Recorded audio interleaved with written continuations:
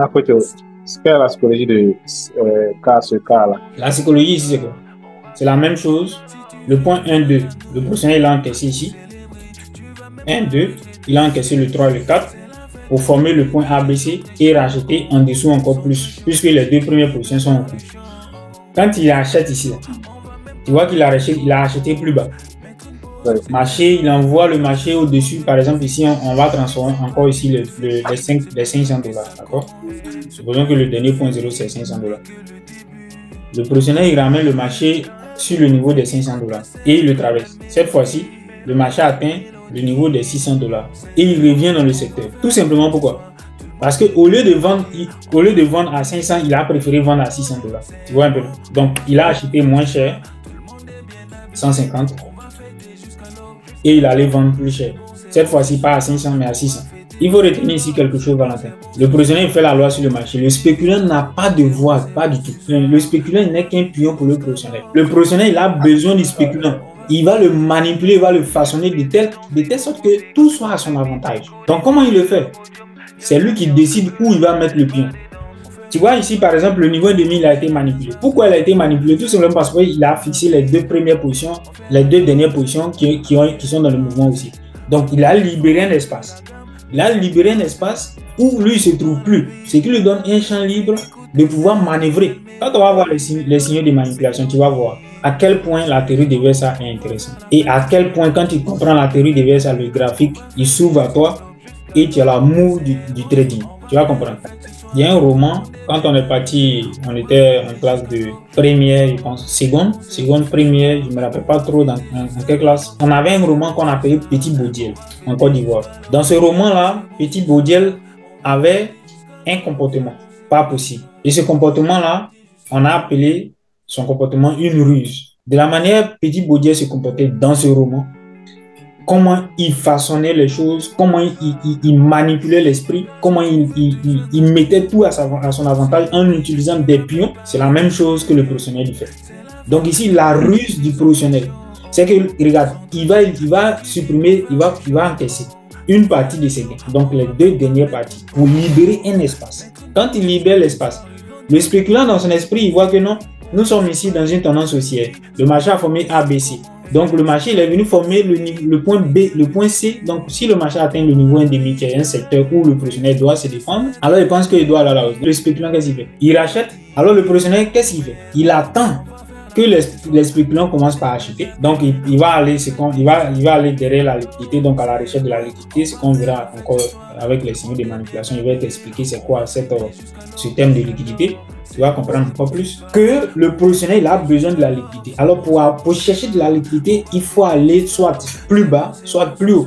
Il libère un espace qui lui permet de manœuvrer dans une zone où les spéculants vont vouloir agir. C'est pas parce que le professionnel il ne va pas agir, mais les spéculants vont vouloir agir tout simplement parce qu'ils ont l'idée du fait que la tendance est ton ami, il faut trader dans le sens de la tendance. Donc, ils vont vouloir acheter dans un secteur où le professionnel a déjà libéré un espace avec un objectif de manipuler, donc de percer le niveau 1,5 de l'affaibli, mais dans un avantage à lui qui va lui permettre de racheter plus bas. Au lieu d'acheter sur le niveau 1,5, supposons que sur le niveau 1,5 ça fait 200 $. Au lieu d'acheter à 200 $ alors qu'il a la possibilité d'acheter à 150 $, il achète à 150 $ au lieu d'acheter à 200 $. Donc le niveau 1,5 il est manipulé, le marché vient percer le niveau 1,5, il affaiblit le niveau 1,5, ce qui veut dire que le professionnel qui est orienté dans ce sens-là, il n'a pas pour objectif d'aller plus haut, mais son objectif c'est d'acheter plus bas et ramener à un certain niveau et vendre encore plus haut. D'accord? Donc, il manipule le niveau 1,5.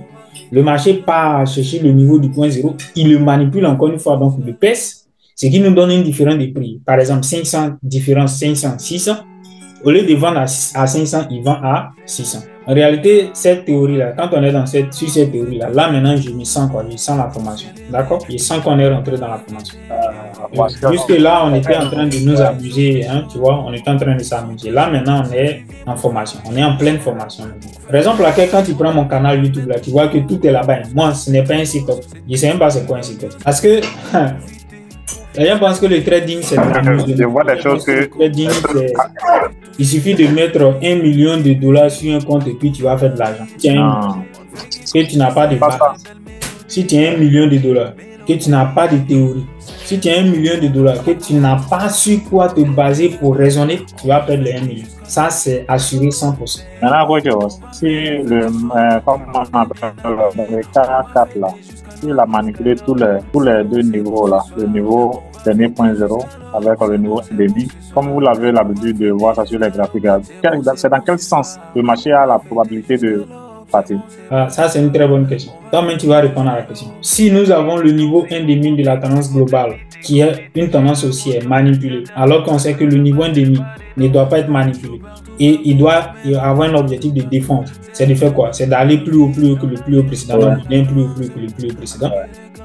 Et que ce niveau-là, en lieu et place d'être défendu, il est percé, ce qui nous donne une faiblesse des acheteurs. Alors, le marché a 80% de chances, il doit aller dans quel sens? Si le marché revient dessus, puisqu'on a la faiblesse, on a remarqué une faiblesse, donc elle doit le traverser. Le marché doit aller où? Et puisqu'on a une faiblesse, on a déjà une faiblesse.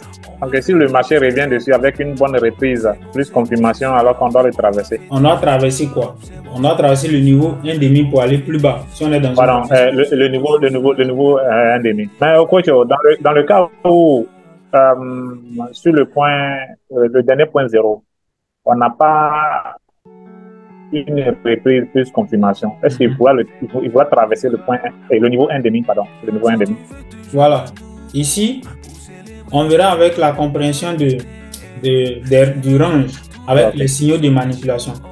Dans ce cas-ci, où se retrouve le professionnel?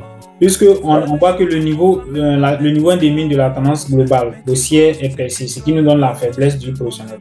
Donc, il est orienté à la hausse. Ça nous donne une faiblesse de celui qui est orienté à la hausse. Là maintenant, avec les signaux de manipulation, on va comprendre, est-ce que, comme nous avons la faiblesse du niveau 1,5 de la tendance haussière qui est percée et qui nous donne la faiblesse des acheteurs, est-ce qu'on a les vendeurs professionnels qui sont en train de vendre? Donc, c'est les signaux de manipulation dans la compréhension de la tendance neutre qui va nous permettre de comprendre qu'effectivement, nous avons le niveau 1,5 de la tendance globale qui a été percé, qui a été affaibli, et on remarque qu'effectivement, les vendeurs sont en train de vendre. Donc, les vendeurs, ils sont professionnels.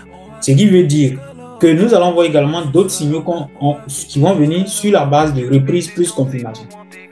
Par exemple, si en haut ici, on n'est pas dans le point 4 et qu'on est dans le point 3, ou le point 5, donc le dernier point 0, n'a pas été manipulé, n'a pas été percé, alors ici en dessous, là, on peut avoir reprise plus confirmation. C'est que ici, on peut avoir reprise plus confirmation pour nous dire, écoutez, le niveau 1,5 a été manipulé et puis nous sommes dans une situation de triangulation parfaite. Donc, on a AB professionnel, BC spéculant. Donc, si on a reprise plus confirmation, ce qui veut dire qu'on a pour objectif que le niveau 1,5 soit traversé et qu'on aille plus. Tu vois? Voilà. Dans ce cas, nous savons où le professionnel est orienté, sur quelle base? Sur la base de la triangulation. Tu vois, pour le moment, je ne peux pas t'expliquer plus en profondeur. Je peux t'expliquer uniquement dans les règles de ce qu'on a déjà vu pour ne pas embrouiller ton esprit. Étape par étape, on va faire élément plus élément plus élément plus élément. C'est qu'au fur et à mesure que tu grandis, ton esprit grandit et tu arrives à comprendre encore plus. Donc, ton esprit va s'ouvrir. Tu as toute la compréhension sur le graphique. Rien ne t'échappe. Après tout, le marché, on ne peut pas le dompter. Quelle que soit ta théorie, quel que soit ton niveau de trading, tu n'es pas professionnel, tu ne peux pas dompter le marché. Tu ne peux pas. Parce que tu n'es pas professionnel. Comme tu ne peux pas dompter le marché, ce n'est pas toi qui fais la loi dessus, ce qui veut dire que tu ne peux pas éviter le fait que ton stop va être touché, malgré ta compréhension du marché. Voilà. Ici, il faut comprendre que on va travailler la psychologie du trader lui-même. Mais la formation de la théorie devait être basée sur la compréhension de la psychologie de celui qu'on ne voit pas.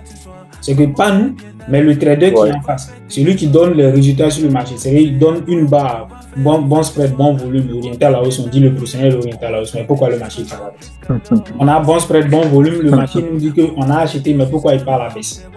Comment tu vas expliquer ça à quelqu'un à qui tu as dit que bon, ici on a bon spread, bon volume, ça veut dire que le professionnel est orienté à la hausse, donc le marché doit partir à la hausse, mais on voit qu'il part à la baisse. Ça fait 2 jours, 3 jours, 4 jours, le marché part à la baisse. Comment tu expliques cela? Donc avec la théorie de VSA, on a ces explications qui nous permettent de comprendre qu'effectivement, ici on a bon spread, bon volume, mais ça ne veut pas dire que le gars il avait acheté, il avait vendu. Parce que s'il n'avait pas vendu, alors pourquoi expliquons-nous qu'après une barre qui nous a donné bon spread, bon volume oriental à la hausse, le marché part à la hausse. Donc ici, la compréhension de la tendance, elle est plus globale. Elle ne s'arrête pas seulement à ce que Elliott nous a donné, parce qu'en réalité, Elliott nous a donné des hypothèses qu'il n'a pas développées. Mais la théorie de VSA vient expliquer non seulement en termes de théorie, en termes de psychologie, ce qui fait la particularité de la compréhension de la tendance sur différents éléments. Ici, ce n'est pas schéma. Regarde, c'est qu'on peut prendre un schéma 2, 3 et puis te donner pour dire, faut aller bosser. Si tu vois ce schéma-là, c'est que le marché va faire comme ça. Si tu vois ce schéma, le marché va faire comme ça. Mais c'est pas ça. Ici, c'est la psychologie. Déjà, tu vas voir, les gens vont dire, bon, ben, ça, c'est un schéma. C'est un schéma. Ce sont des schémas de retournement et tendance. Ce sont des schémas de continuation. Le piège, c'est ça. C'est que ici, la psychologie, c'est ça qui fait la particularité. Tu peux dessiner comme ça. Si tu ne sais pas pourquoi le marché a quitté le point en haut là-bas pour venir ici en bas, tu ne sais pas pourquoi. Il faut le comprendre. Si tu comprends pourquoi, c'est ça qui fait la particularité. Et c'est ça qui est la base.